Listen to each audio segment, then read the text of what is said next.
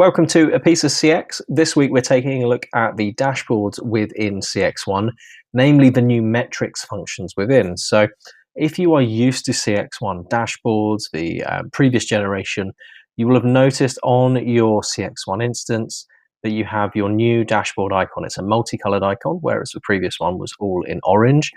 And what this means is we have a number of different functions available to us, such as the new metrics category. So this dashboard, I wouldn't use this in the real world because I have to scroll on it. It's not necessarily ideal to maybe scroll through or rotate through data, but I have my traditional ACD, as you might expect, contacts in queue, service level, agent state summary. I have some QA, some QM even, and I also have, if I have interaction analytics, a guide to my most frustrated agents. But the metrics widgets are the ones which you can really start to add a lot more value and a lot more customization to. Essentially, it's bring whatever metric you want to your dashboard. So if I scroll down, I've got some standard ones, not on this dashboard anymore. We're just going to make them. But I have my metrics interval here. So metrics interval is one of the few. If I go to my metrics, we can see I've got KPI, I've got metrics interval, I've got metrics summary. There are a couple more that are not appearing on this demo platform. So one moment. If I flip across to another platform that's had a couple more things turned on, you'll see I've got KPI Trend and a metric breakdown as well. So you have 5 new types of widgets, but a huge amount that you can do with them. So if I now scroll down on this dashboard, for example, I have a couple of my KPIs here.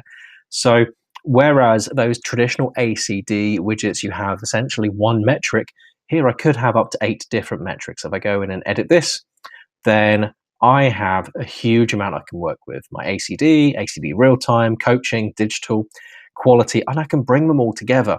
That's the whole point of having a holistic platform here. So I've got my average quality score alongside maybe my click-through rate for guide and my digital first here. Maybe I'm going to look at what my average message count is. When I've got that, then I can set my other paradigms. There's a huge amount that you can do with these. Certain ones are clickable and interactive as well. We can set our data attributes where we want them. And when I set that, it's just going to update, and I am going to change it like so. And you'll also notice this one here. I can just flip this to vertical. So you could have, you can have up to 20 widgets on one dashboard. 20 by 8, 160 different numbers all on one dashboard. Probably not wise. You probably won't actually see what you want to see. And the one thing we don't have with these yet is the ability to apply a threshold. But huge amounts of data that we can bring into this where we want to. So if I go back to my other version, then we can see a metrics interval. So these are different metrics over time. My last 7 days, what's my average handle time, average in queue time, average hold time, average speed of answer. Now with this one, I've actually got the ability to add, I think it's 100 metrics. I'm not going to recommend you do that because that is a huge number of different bits of data to add into one graph. If you like it, make a couple of copies. The other thing to look at here is all of my metrics I've chosen are time-based, whereas if I then add abandons, for example, and maybe agent offered, these are going to be numeric, whereas this is a percentage. So what we'll do is we'll add them and we'll see what that does. It is going to potentially look a little bit funky because now we have a number, we have our percentages, we have too many things going on. We have 2 y-axis here. So think about what works for the widget and just duplicate and change things around as you want to. So I'm going to take those out, for example. Bye-bye, bye-bye, bye-bye. We'll get rid of those. We'll return it to what it used to look like. And then we'll just move it across here and we'll duplicate it. And we'll put it side by side. Although what it does is it kind of dumps it down to the bottom. Now, the one thing you can't do yet with CXone Dashboards is actually apply settings across an entire dashboard. So if you are creating a dashboard for a team and then you want it for another team, you have to duplicate the dashboard and then go through every single widget and update it accordingly. What I'm going to do on this one, though, I'm just going to get rid of these very quickly, and I'm going to go and we'll take a look at this time. We're going to look at how many have been handled, how many have been abandoned. There we go. How many agent offered? How many callbacks?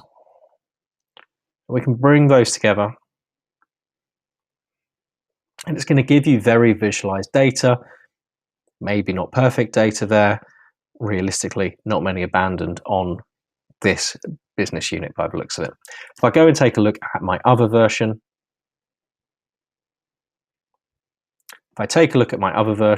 then here I've got my KPI Trend. This one, you can only have one metric. That works really quite nicely, actually. So if I duplicate this out, for example, where's this one going to land? Down here somewhere. We'll just bring it up here. So I've got two KPI trends now. What I'm going to do is just go and set one of those, and I'm going to change this metric. And you'll see it's selecting a single metric here, 0 out of 1. So we've got our average handle time. Maybe what we're going to do is put average speed of answer. Again, we're doing the last 90 days, so our average speed of answer has gone down, average handle time has gone up. Don't really know what that's telling us in terms of data, but it's giving us something to work with. The other new metric is the metric breakdown. This one, I've had a play around with it. I'm struggling to see necessarily where the best data is within this one. Again, it's a single metric, so I had my available time there. In fact, what I'm going to do is change that to handled. And maybe that's going to work because it's more of an integer rather than a time. Previously, it said 4.4 million, which I'm guessing is seconds across 90 days. Whereas here I can see I've handled 30, and maybe that just works a little bit nicer. I can also change this around. So maybe what we do is do that. And if we do that, we probably want it to be a bit bigger. And we make it a bit bigger. And we just need to change that like so. On this one, I can click into it and I can see my agent state details across time. Go to yesterday, for example. We can see when we were handling various different bits of contact center action. So lots that you can start to do with these widgets. For example, if I go and duplicate this one, at the moment we're looking at KPI trends, but again, maybe we make it relevant to another part of the platform. If we go in and change that widget out, get rid of that, we can go into the quality management, and maybe we're going to look at our average quality score again. Different ways of seeing data and slicing and dicing it within the CXone platform. Lots that you can now do with CXone Dashboards. So if you haven't got on board with the new metrics widgets within CXone Dashboards, hopefully that's given you an idea of some of the things you can do. And by all means, put a comment in, tell us what your favorite widgets are and how you use them. Maybe even send me some screenshots of some awesome dashboards that you've got in your contact center. Thank you very much for joining us.